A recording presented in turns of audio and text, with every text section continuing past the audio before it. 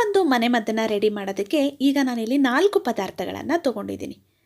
ಶುಂಠಿಯನ್ನು ತೊಗೊಂಡಿದ್ದೀನಿ. ಮೊದಲನೇದಾಗಿ ಶುಂಠಿಯನ್ನು ತುರಿದ್ಬಿಟ್ಟು 1 ಚಮಚದಷ್ಟು ತೊಗೊಂಡಿದ್ದೀನಿ. ಜೊತೆಗೆ 1 ಚಮಚದಷ್ಟು ಜೀರಿಗೆಯನ್ನು ತೊಗೊಂಡಿದ್ದೀನಿ. ನಂತರ ಅರ್ಧ ಚಮಚದಷ್ಟು ಅರಿಶಿಣವನ್ನು ತೊಗೊಂಡಿದ್ದೀನಿ. ಮತ್ತು 1 ಚಮಚದಷ್ಟು ಸೋಂಪನ್ನು ತೊಗೊಂಡಿದ್ದೀನಿ.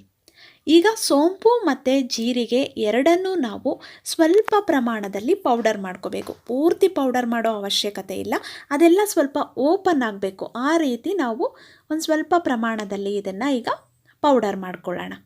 ನೋಡಿ, ಇಷ್ಟು ಪ್ರಮಾಣದಲ್ಲಿ ಪೌಡರ್ ಮಾಡ್ಕೊಂಡಿದ್ದೀನಿ. ಈಗ ಒಂದು ಪಾತ್ರೆಗೆ 1 ಲೋಟ ನೀರನ್ನು ಹಾಕ್ಕೋಬೇಕು. 1 ಲೋಟ ನೀರು ಹಾಕಿದ ನಂತರ ಇದು ಸ್ವಲ್ಪ ಗುಳ್ಳೆ ಗುಳ್ಳೆ ಬರಬೇಕು. ನೀರು ಅಂದರೆ ಸ್ವಲ್ಪ ಕಾಯಬೇಕು. ತಣ್ಣೀರಿಗೆ ನಾವು ಹಾಕೋದಕ್ಕೆ ಹೋಗಬಾರ್ದು. ನೋಡಿ, ಈಗ ನೀರು ಕಾಯ್ದಿದೆ. ಈಗ ಇದಕ್ಕೆ ನಾನು ತುರಿದಿರುವಂಥ ಶುಂಠಿಯನ್ನು ಹಾಕ್ಕೊಂಡಿದ್ದೀನಿ. ನಂತರ ನಾವು ಪೌಡರ್ ಮಾಡ್ಕೊಂಡಿರುವಂತಹ ಜೀರಿಗೆ ಮತ್ತು ಸೋಂಪನ್ನು ಹಾಕ್ಕೊಳ್ತಾ ಇದ್ದೀನಿ. ನಂತರ ನಾವು ಅರ್ಧ ಚಮಚದಷ್ಟು ಅರಿಶಿಣವನ್ನು ಕೂಡ ಹಾಕ್ಕೊಳ್ಳೋಣ.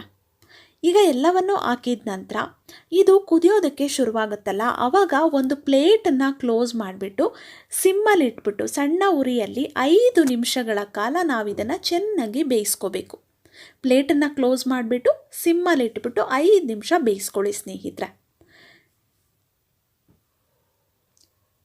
ನಂತರ 5 ನಿಮಿಷ ಆಗಿದ ನಂತರ ಸ್ವಲ್ಪ ಹೊತ್ತು ಹಾಗೆ ಬಿಟ್ಬಿಡಿ. ಸ್ಟವನ್ನು ಆಫ್ ಮಾಡಿ.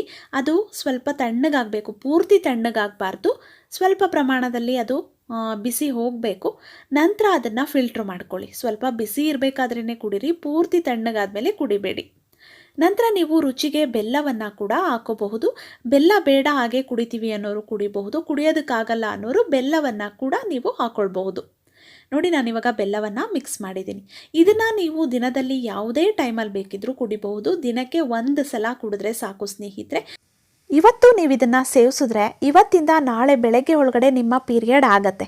ಏನಾದರೂ ಆಗಿಲ್ಲ ಅಂದರೆ ನಾಳೆ ಇದನ್ನು ಮತ್ತೆ ರೆಡಿ ಮಾಡಿಕೊಂಡು ಕುಡೀರಿ. ಆಗ ಖಂಡಿತವಾಗ್ಲೂ ನಿಮಗೆ 100% ರಿಸಲ್ಟ್ ಸಿಕ್ಕೇ ಸಿಗುತ್ತೆ ಸ್ನೇಹಿತರೆ. ಪ್ರತಿ ತಿಂಗಳು ನೀವು ಈ ಮನೆಮದ್ದನ್ನು ಸೇವಿಸ್ಬೋದು. ಯಾವುದೇ ರೀತಿಯ ಸೈಡ್ ಎಫೆಕ್ಟ್ಸ್ ಆಗೋದಿಲ್ಲ. ಪ್ರತಿ ತಿಂಗಳು ನಿಮ್ಮ ಪೀರಿಯಡ್ ಡೇಟ್ ಯಾವುದಿದೆ ಆ ಡೇಟಿನ ದಿನವೇ ನೀವು ಈ ಮನೆಮದ್ದನ್ನು ಸೇವಿಸಿದ್ರೆ ನಿಮ್ಮ ಪೀರಿಯಡ್ ಪ್ರತಿ ತಿಂಗಳು ಸರಿಯಾಗಿ ಬರುತ್ತೆ ಸ್ನೇಹಿತರೆ.